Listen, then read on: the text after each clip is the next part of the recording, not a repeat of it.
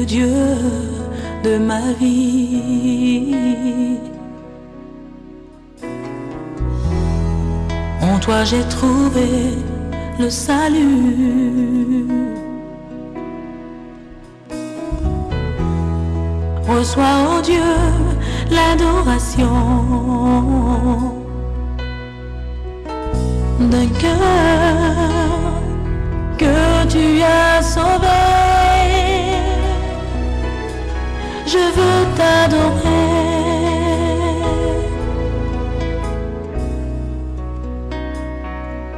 Oh, je veux t'adorer. Bote na bino banso bandeko basi pe mibali balingami kati na kolo pe balandi ya émission Kembo na Lola ou la gloire du ciel. Tozana esengo ebele esengo mingi kokutana na bino lisusu koleka na nzela ya ba télévision na bino bisika bozali kozala na tango oyo bozali kolanda biso.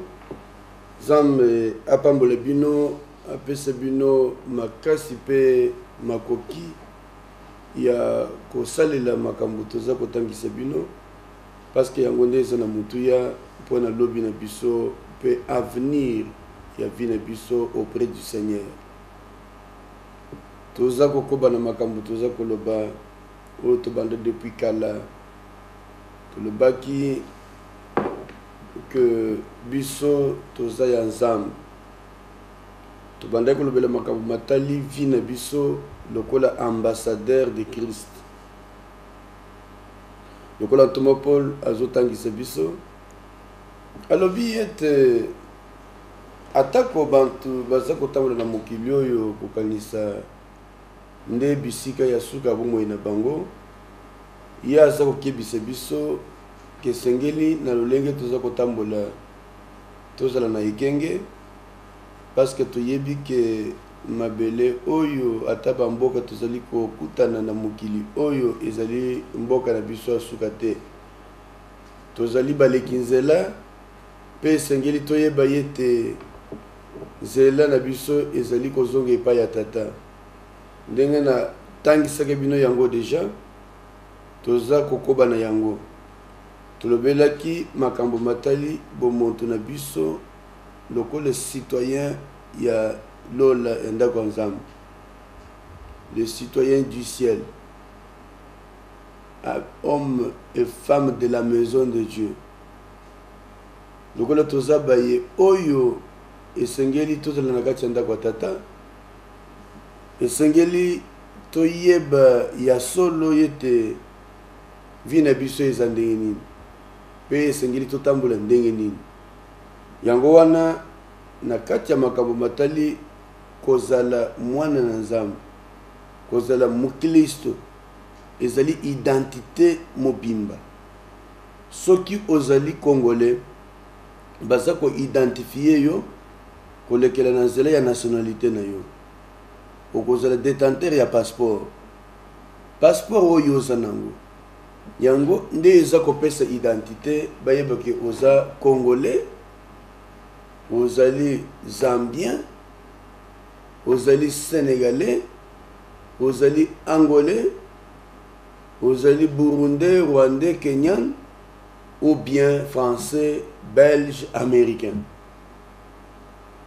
na lolenge moko tango toza kopesa bomoi na biso na Kristo toza kondima kotambola na ye nationalité na biso eza ko changer identité na biso ezali ko changer pe na ko expliquer bino tango tokokoba na malakisi na biso boyeba effort nini esengeli tosala po ete ataka toza kobika na sa mokili oyo tobika lokola bantu oyo bazali na cité na bango kuna na lola na sina expliquer bino yango lolenge nini Thomas Paul aza kotangisa biso pe na bandaki koyebisa bino ke suki okomi ya nzambe nationalité na yo ezali transférée de la terre au royaume de Dieu au ciel et là tolobi ke ezali na ba droit pe ba privilège oyo toza nango na kati ya ndako ya Nzambe. Pas seulement les droits, mais toza pe na responsabilité vis-à-vis de la maison à laquelle nous appartenons. Esengeli toyeba lo lenge nini ya kotambola. Soki to zongi na makomi oyo nalobaki natangaki déjà koleka na Philippiens chapitre 3 na verset 20 oyo totalaki makambo matali oyo ntoma Paul aza kokomela biso aza kokomela eklezia ya Philippe kotala makambo matali bozali na bango na kati ya nkolo na lolenge nini esengeli base considéré pas lokola habitant ya mokili mabele ya Philippe mais bayebaki atako baza na mabele ya Philippe bazali baleki nzela parce que nationalité na bango ezali déterminée à partir appartenance na bango na Nzambe. Oyo naza kotalisa bino eza po toyeba tango toko continuer ko vivre na mokili lolenge nini toko ko vivre. Est-ce que toko mene vie na biso lokola bantu nyonso soki bantu nyonso bakei na baboîte ni toki na bango soki basali kindumba tozala na bango. Qu'est-ce que la loi du royaume de Dieu nous enseigne? Mibeko ya mboka na biso eza kotangisa biso nini? Toza baye bandimama na ndako ya Nzambe na komeka kotalisa bino texte moko eza koyelanga na mutu to meka kotala yango pour comprendre malamu makambo mosusu nazotangisa bino awa wana ezengeli etikala na mito na biso toyeba ko discerner yango na lolenge elongo bani pe toyeba kosalela yango na ndenge Nzambe aza kotalisa biso. Il y a quelque chose de très important oyo esengeli toyeba. Philippiens 3 na verset 8 Paul aza koloba boye et même je regarde toutes choses comme une perte à cause de l'excellence de la connaissance de Jésus-Christ mon Seigneur, pour laquelle j'ai renoncé à tout. Et je le regarde comme de la boue, afin de gagner Christ et d'être trouvé en lui, non avec ma justice, celle qui vient de la loi, mais avec celle qui s'obtient par la foi en Christ. La justice qui vient de Dieu par la foi, afin de connaître Christ et la puissance de sa résurrection et la communion de ses souffrances, en devenant conforme à lui dans sa mort. Et là que ça qui est intéressant, mingi ezali verset 7 na 8. Alors biboy. Mais ces choses qui étaient pour moi des gains, je les ai regardées comme une perte à cause de Christ. Et même, je regarde toutes ces choses comme une perte à cause de l'excellence de la connaissance de Jésus-Christ, mon Seigneur. Qu'est-ce que je veux vous dire? Nazali kotali sabino yango parce que lelo toza ko vivre na mokili oyo confusion ezali yango bomoni bakoma ko douter na et donc véracité ya basali ya Nzambe mususu à cause ya vie baza komene parce que ceux qui batali yo différence ezali te entre yo oza ya Nzambe na baye baza ya mokili. J'ai même entendu bantu mususu bapaya baza koloba na chrétien que yo soki pensa okilo la soki biso nyonso tokokende. Ça montre que tango toza ko vivre na mokili baza constater différence te. Alors toma Paul aza koloba boye eza na makambo azali kotala ya mutu ya na vie na ye mais makambo wana ezaki ya mutu ya ezali kosala gloire na ye boyebi bino moko oyo ezalaki témoignage ya Paul alors qu'azalaki kobengama Saul de Tarse azalaki persécuteur ya église azalaki na vie azalaki komene vie wana ezalaki vie moko eza conforme na vie ya mokili. À partir du moment oyo Thomas Paul akutani na nkolo ayebisi ete ozali instrument nga na poni po osalela ngai apesi bomoi na ye na nkolo agoute na bonté ya Christ. À partir ya moment wa goûter na bonté wana responsabilité na ye ezali ya ko se soumettre na mibeko ya nkolo oyo ezali kokamba mokili oyo akomi citoyen. Mokili yango eza lola bisika tozali kovanda na nkolo. Alors Paul aza koloba boye aza koénumere makambo azali kosala mais aza kotalisa biso ke Christ a saisir ye lokoli ila a saisir Christ esengeli bomoi na ye change ameka kotambola na bosolo pe kotosa nkolo parce que bomoi ye abandi nango ezali oyo ye yakala te akomi ekelamu ya sika na kokoma na bino kuna. Mais yambo azingi atalisa biso ke soki tozali ya Nzambe totiki kozala bantu ya mokili bizaleli na biso etamboli na biso pe makanisi na biso esengeli ezala mpona lokumu ya Nzambe pe mpona lokumu ya nkolo. alobi biloko oyo makambo oyo nazalaki kosala kala ezalaki ya mutu ya mpona ngai lelo naza kotala yango lokola biloko pamba meme ke nazomona yango lokola perte eza kobungisa soki ozongi na kati obungisi eloko moko ya mutu yo oza nango. Alors mpona nini naza kotala yango lokola perte mpona nini naza kotala yango lokola biloko pamba à cause ya boyebi ya nkolo. Soki ndeko so yeba nkolo esengeli obongwana. Thomas Paul kaka wana aza kotalisa biso na Romain aza kolendisa biso baye oyo tondimelaki Kristo. Alors je vous exhorte frères à offrir vos corps à Dieu lokola libonza ya mutuya oye kosala yete boyeba kosepelisa motema ya nkolo bozala agréable à Dieu. Vous ne pouvez pas être agréable à Dieu alors que vous lui avez donné vos vies, mais vous continuez à vivre comme dans le passé.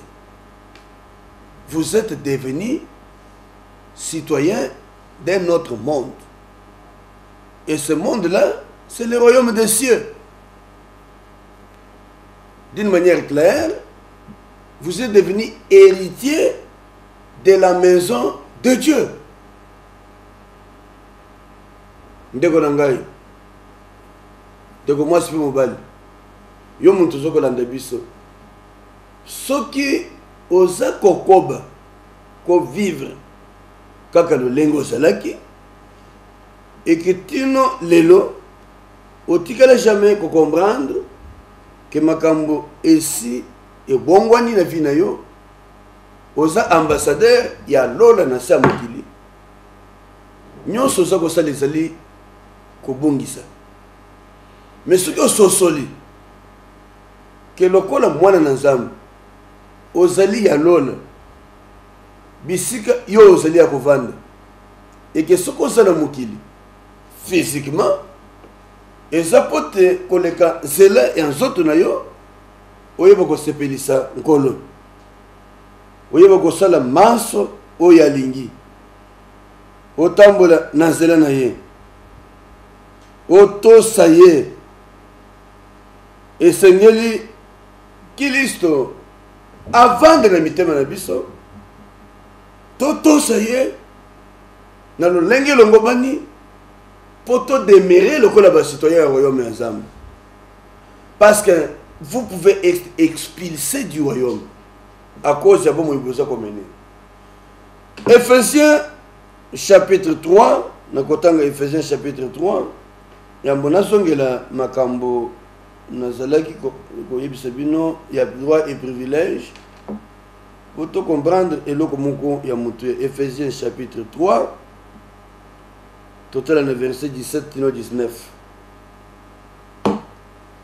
Bon, on a un verset 16.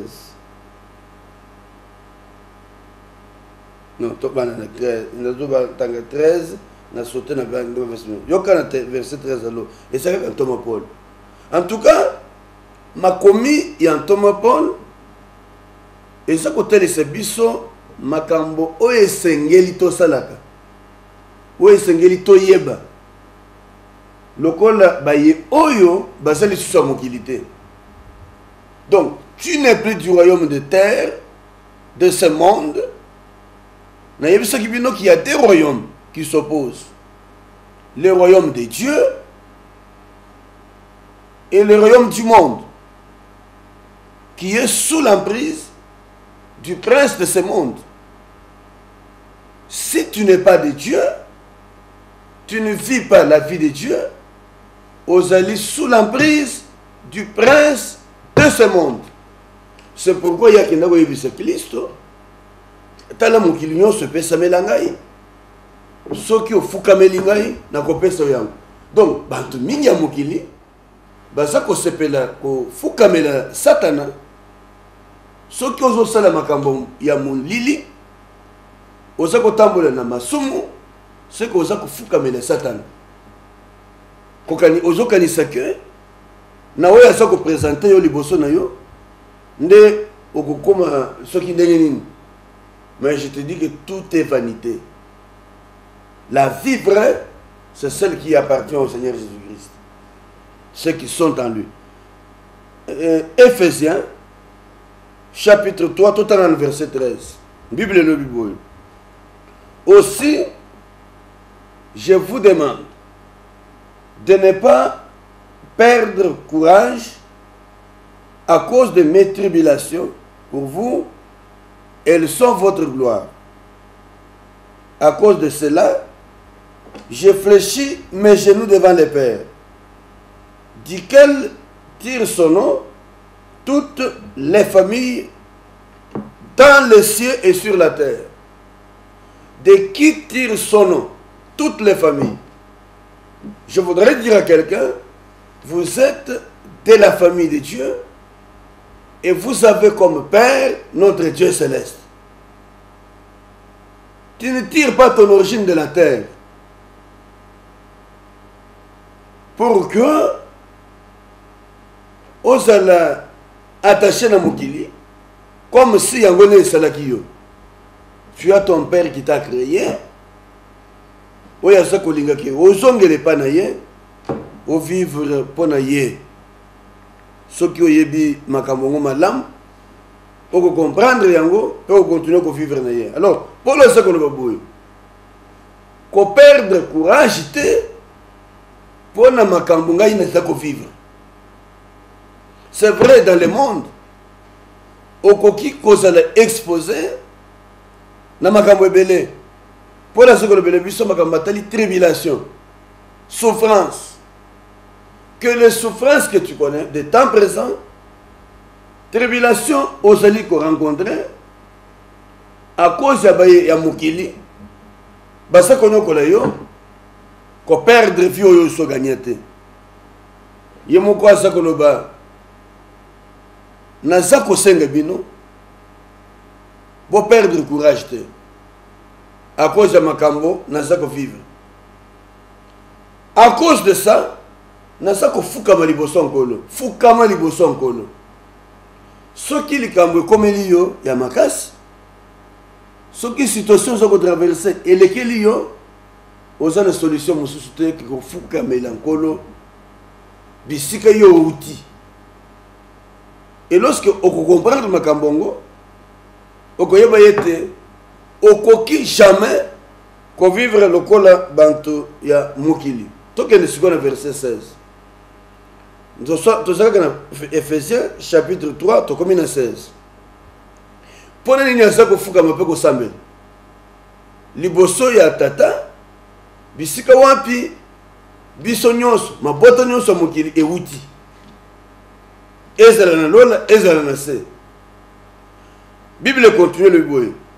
Afin qu'il vous donne, selon sa richesse et sa gloire, d'être puissamment fortifié par son esprit dans l'homme intérieur. Maintenant, ce qui m'intéresse le plus, à partir du verset 17, 19, en sorte que Christ habite dans vos cœurs par la foi, afin qu'étant enraciné et fondé dans son amour, vous puissiez comprendre.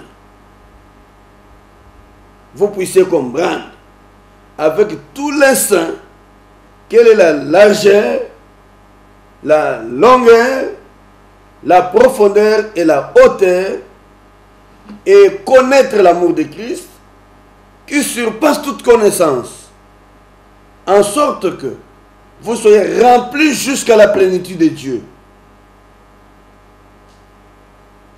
À celui qui peut faire, par sa puissance qui agit en nous, intimement au-delà de ce que nous demandons ou pensons. Yokanga malamu. Eza likambo ya mutuya. Azako sambela.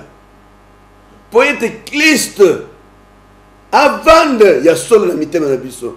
Pour na yo ozali ya nzambe. Nationalité na yo. Mboka na yo.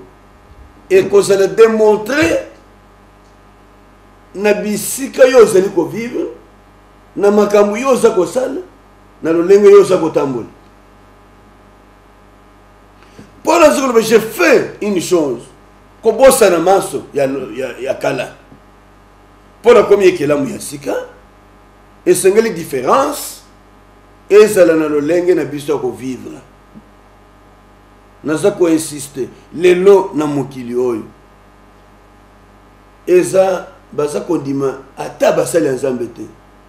À cause ya makambo mabe, basala nzambe mususu basala. Yo kozala ndenge moko te. Kozala ndenge moko te. Tokomi kofingisa église ankolo. Surtout biso bandimi. Est-ce que kotoki koloba kena lolenge na biso kotambola? Tozali kotalisa yete toza ba citoyen ya mboka mususu oyo ezali ya biso te. Allégeance na biso eza na Kristo oyo azali mobikisi na biso. Ko continue ko vivre te lokola muntu mokili. Quand quelqu'un est en Christ, makambo tiliko bongwana na lobele bino yango plusieurs fois. Naza ko insister ko continuer. Ndenge na uti koloba. Un jour je suis quelque part. Naza ko talisa bantu makambo ensemble. Muntu ana landia lobinanga bino ba pasteur. Boza ko loba boy boza ko se couvrir, bozo sala makambo mabe. Makambo ni to sali. Oh bakangaki pasteur moko na bakangaki boy na boy. Écoutez-moi. Ko fingisa kombo ya Kristo te. Eza la oza mu Kristo. Ata oza na responsabilité ata mon côté. Tambola lo lenge elongo bani. Parce que oza ensemble. Tozo ko bana makambo na zaki loba. Oyo etali oyo na bengaki makoki. Oyo ezali responsabilité na biso. Na lobi que toza na droit, toza na privilège, ya kozala mwana na nzambe, mais toza pe na responsabilité. Toza pe na responsabilité. Ya yambo tango to botami ya sika. C'est-à-dire to pesi bomo ebisu na nkolo Yesu Kristo lokola mokonzi. pe mobikisi na biso atako tozalaki na mboka nini tokomi bana na nzambe nationalité na biso bomuntu na biso ezali transféré na mokili oyo tozali vers le ciel où nous devenons citoyens du ciel. Bisika Kristo asi abongisa bisika pona biso. Soki bosongeli na sima boko tala makambo na yebisaki bino yambo epe komami na Bible. Kristo asa koloba na kati ya ndako ya tata bisika ezali ebele pona bana na ye. Pe alobi lokola tobongaki azongaki koluka biso oyo tobongaki po a récupérer biso tozonga na ndako ya tata. Alobi akei kobongisela biso yango akozonga kozwa biso yango nasa kotuna yo ntango akozonga kozwa biso okozala prêt ya kokende na esengo na ndako ya tata. Qui ira dans la maison de Dieu? C'est celui qui y est déjà. Oui, c'est déjà citoyen ya mboka yango. C'est pourquoi nous avons le oyo ndeko oyo nano pesa motema na yo kolote oyeba ke ta etikali mukuse kolo apesi biso mukumba ya kotalisa bino makambo yango peut-être tozali ko rappeler bino yango jour après jour. Le ciel est votre demeure. Ne perdez pas le temps. Il y a comme une vie na bino conformément à la terre ou au monde. Parce que nous sommes mukili kotikala. Biloko oyo za kobondela ko bebi c'est la vie na yo. Okotika yango. Na sa ko insister na kotalisa bino boy.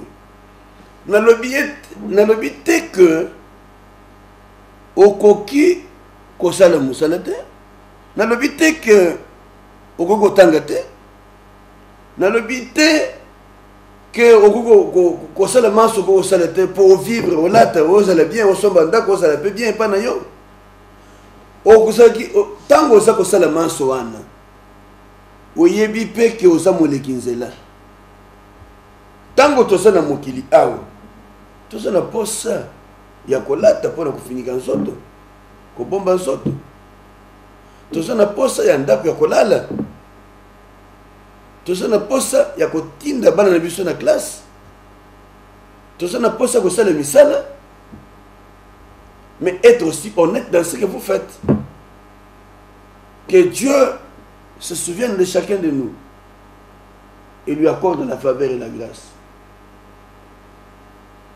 Ndeko yokela ngai makamuna soko yibisebino, c'est pour vous préparer. Kolo Yesu yemoko asoko tali sebiso yango alobi tango mwana na mundu akozonga na mobile akokuta kondima, trouvera-t-il de la foi sur la terre? Yo muto bandaki na nkolo na etani nozalelo. Par contre ngana sokanisa ke soki osopesi motema na ina nkolo bomo ina nkolo, que le Christ dont nous avons parlé comme Paul, que le Christ habite dans nos cœurs, nous devrions exceller davantage. Et comme ça kangai kotala ete bantu ba mi pesa na nkolo batambola na nkolo basaleli ye, quelque temps après basongi na fina bango akala mokili.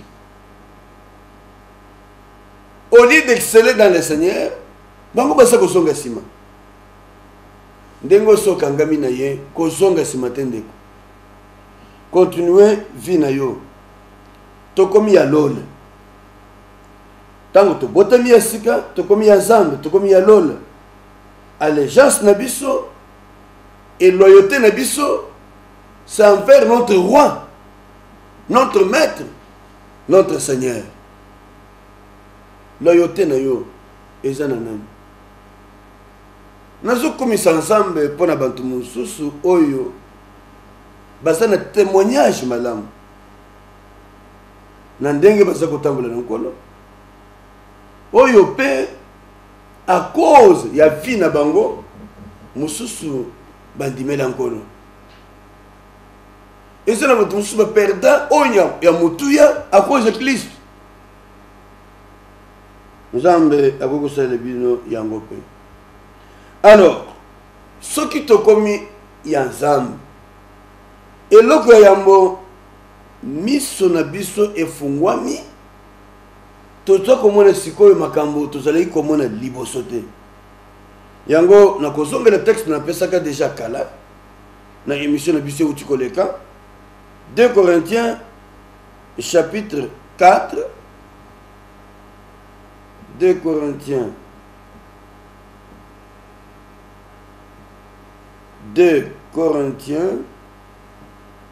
4 na verset 3 tino na 6 4 tobani na 3 tokete na souki. Si notre évangile est encore voilé, il est voilé pour ceux qui périssent. Ceux qui eza nanu ya kobombama eza mpona baoyo baza na lobiko te eza mpona baoyo bazobunga mpona baingrédile oyo banzambe ya mokili oyo bakangi bango miso bakangi bango intelligence baza komona te. Donc si notre évangile est encore voilé, il est voilé pour ceux qui périssent, pour les incrédules, dont le Dieu de ce siècle a aveuglé l'intelligence afin qu'ils ne vissent pas briller la splendeur de l'évangile de la gloire de Christ, qui est l'image de Dieu. Nous, suivez maintenant verset 5. Nous ne prêchons pas nous-mêmes. C'est Jésus-Christ le Seigneur que nous prêchons. Et nous disons vos serviteurs à cause de Jésus-Christ. Car Dieu qui a dit la lumière brillera du sein des ténèbres a fait briller la lumière dans nos cœurs pour faire resplendir la connaissance de la gloire de Dieu sur la face de Christ.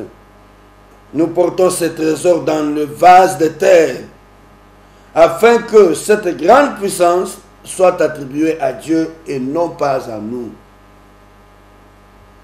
Tolobia yambo, ce qui te commis à Christ, miso na biso efungwama.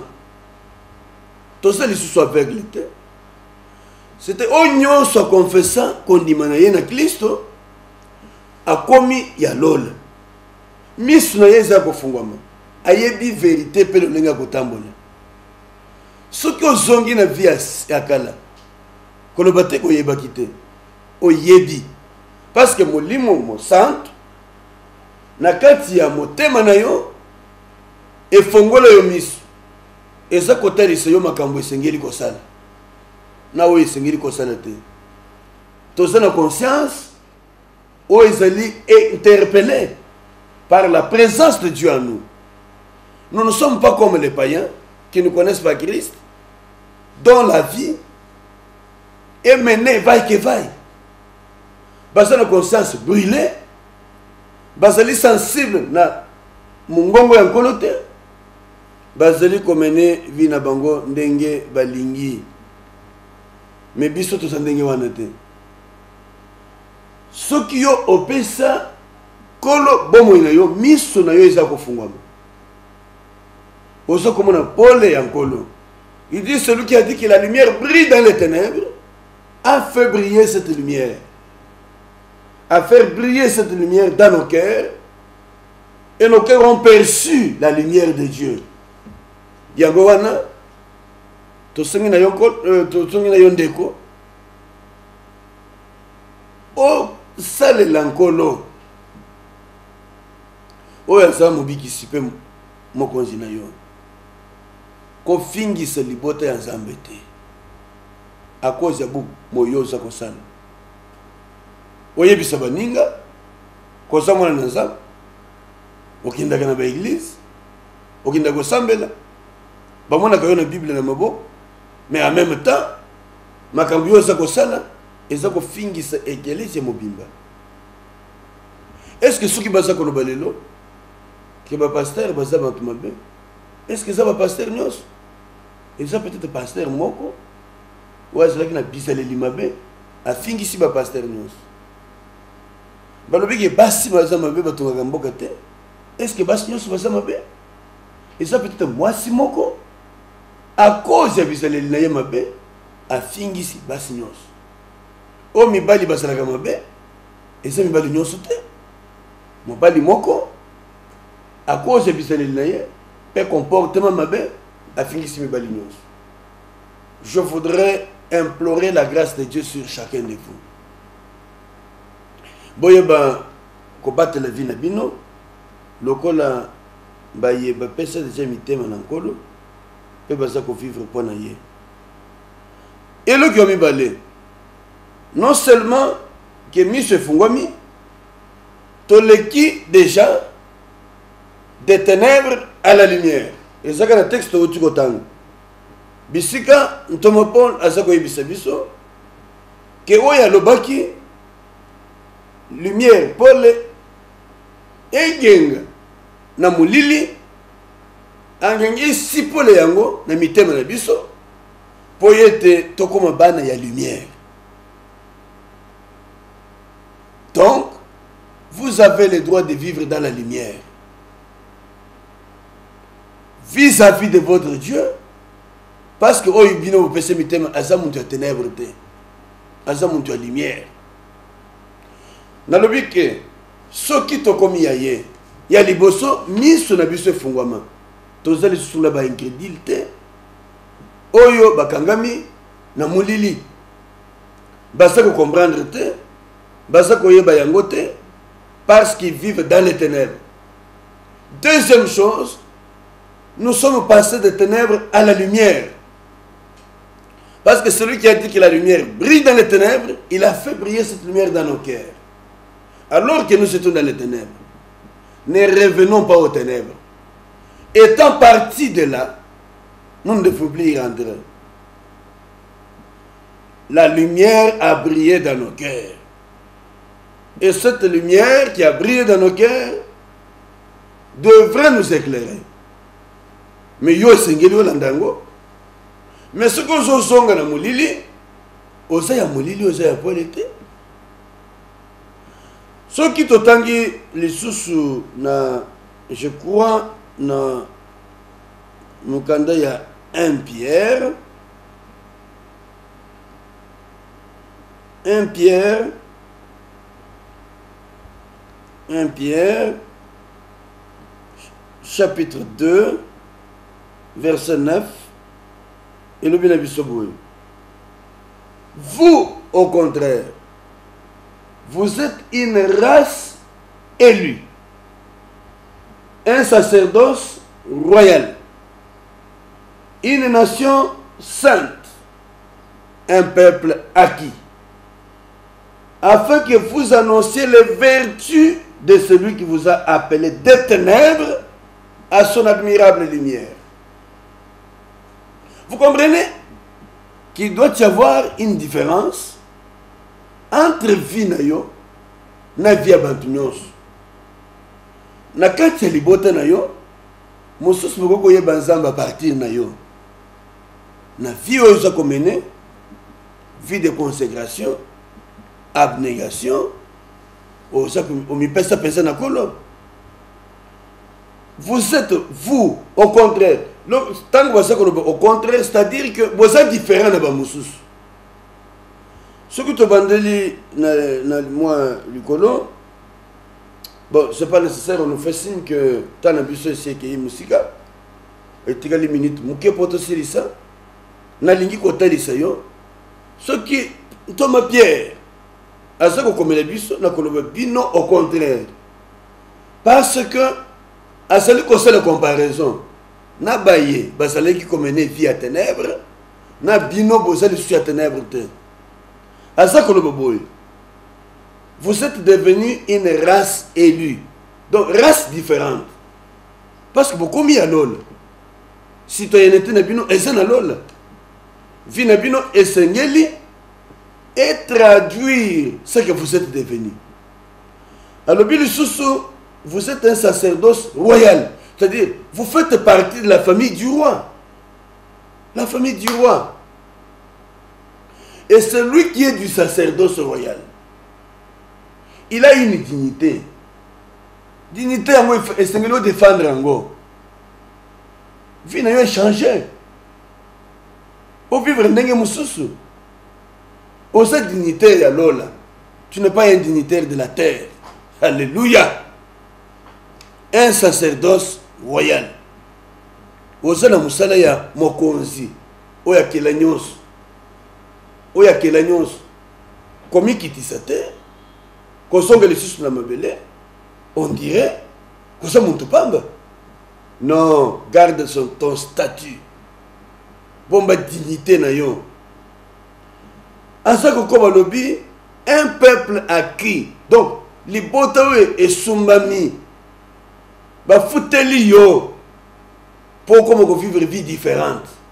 Alléluia. Je crois que je suis obligé. Ya kosonga lango. Et ça n'a plus tellement profond que moyen de se laisser 2 minutes égalisé. Notez yango tout ça que lango semaine prochaine. Na kati ya émission na biso prochaine. Mais eloko na lingi na yebisa yo na sokotalisa yo droit na yo privilège na yo per responsabilité na yo lokola citoyen ya lola. Tu dois vivre différemment des gens de ce monde. Je crois que ton côté le melawana émission oyo pesameli yo na église famille royale oyo ezali moko ya mangomba ya communauté cité de refuge awa na Kinshasa tozali na Gombe en attendant que topesa biso adresse na biso esika bisika toza kobongisa temple na biso tango ekokoma tokopesa bino na adresse ndenge toza kopesa na télévision Nzambe apambola bino bokangama na nkolo ezala pasi ezala esengo kobosana te ke yo oza citoyen ya lola esengeli otambola ndenge mususu différent des autres. Nous allons terminer par la prière. Père, merci pour la grâce que tu nous as accordé encore une fois ce moment de partager ta parole avec tes enfants. Nous leur avons parlé de toi. Ce que nous pouvions dire, nous l'avions dit. Nous les laissons sous la grâce du Saint-Esprit, lui seul qui sait convaincre nos cœurs et les conduire vers toi. Père, que cette parole produise des fruits abondants dans leur cœur et que l'honneur te revienne à toi seul. Au nom puissant et merveilleux de notre Seigneur Jésus-Christ, nous t'avons prié et avons tout abandonné à toi et nous te disons Amen. Merci et au revoir. Les numéros sont sur l'écran. Que Dieu vous bénisse. Tu es le Dieu de ma vie. En toi j'ai trouvé le salut. Reçois, oh Dieu, l'adoration d'un cœur que tu as sauvé. Je veux t'adorer.